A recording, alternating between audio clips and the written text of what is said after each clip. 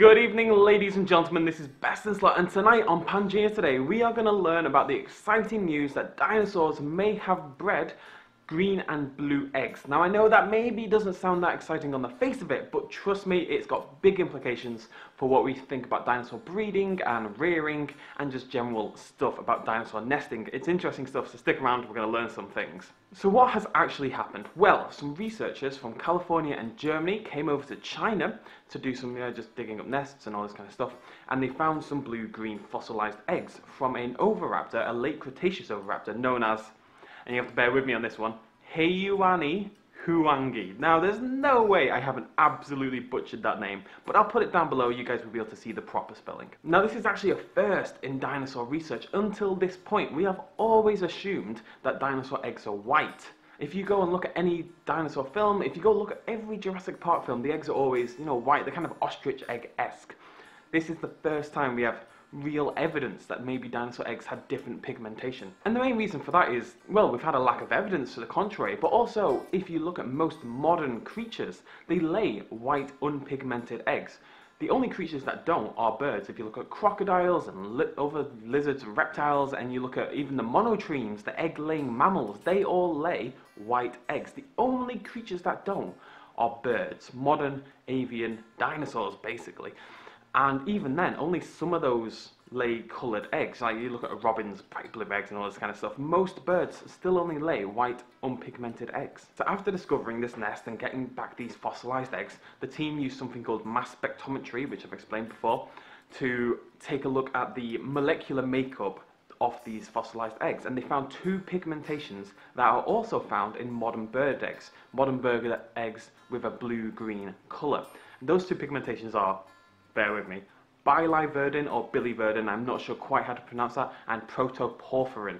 These two are found all the time in modern blue-green avian eggs. This is the first time we've ever found them in dinosaur eggs. So why are these eggs coloured? Well, that's why this is so interesting. If you look at modern birds that have open ground nests, just like these Oviraptors did, then a lot of them are still white in pigmentation. Well, they have no pigmentation, they're just white plain eggs. Now the reason for that is these birds breed at such a remarkable rate that they lay so many, I was going to say plant, they lay so many eggs that it doesn't really matter if a few of them get killed. In other creatures, let's take crocodiles for example, they have these white eggs and they bury them underground, hidden away and safe.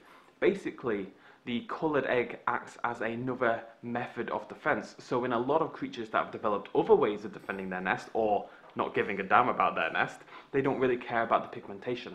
But that's not all now. The blue-green colour would of course help with hiding these nests in vegetation. The blue-green is going to blend in very nicely with a nesting area. But in some modern birds that lay blue-green eggs, they actually hide they lay these blue-green eggs in areas that are completely different colour schemes. It could be like a dark red or a sandy kind of colour.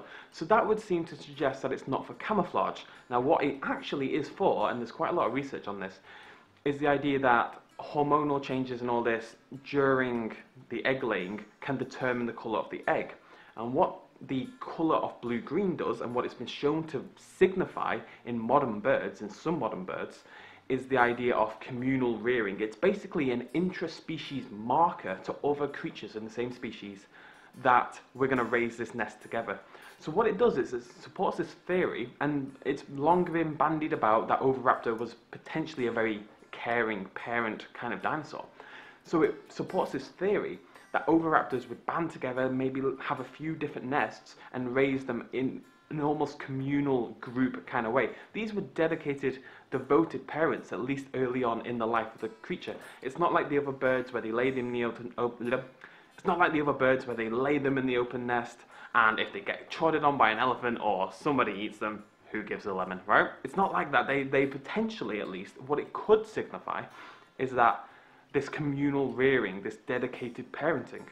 Now, considering it wasn't that long ago, you go back 20, 30 years before Jurassic Park, and people thought of dinosaurs as these monstrous beasts, cold-blooded, didn't give a damn about their kids, just rah, rah, rah. You feel me, you feel me.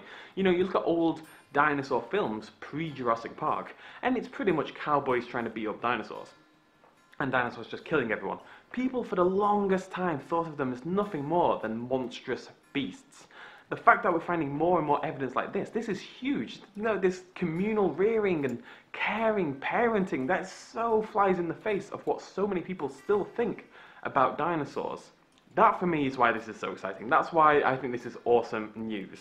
Now if you want to read a little bit more of this, I will link a few key articles down below in the description. Go check those out. Thanks to National Geographic for the original article that I found this from. And then there's a ton of like actual research beyond that by the original research team and all that kind of jazz. So if you want to check that out, follow the links down below. Thankfully the article is public domain, so everyone can go out there and read the original article showing these blue-green eggs, which by the way would have been potentially much more, don't know why I'm doing this, but yeah, much more blue-green initially. So you got to imagine they could have been very vibrantly coloured eggs, which, yeah, it's awesome news. So, thank you very much for joining me, ladies and gentlemen. Obviously, this is a little bit of a change for Pangaea Today. I've got to say, personally, I feel better communicating with you guys like this. I just had to, you know, get myself a nice setup. I've got a big old light and all this kind of jazz. It's a whole step in a different direction. Hopefully we're going to do more stuff like this. I'd like to get more comfortable doing this kind of thing with you folks at home. I enjoy it, and hopefully you guys enjoy this as well, and hopefully found it easier to maybe relate to some of the content if you can see a face, basically. Thank you so much for joining me, as per usual. Cheers, much love, as always, and don't forget to hit that like and subscribe button for more dinosaur news.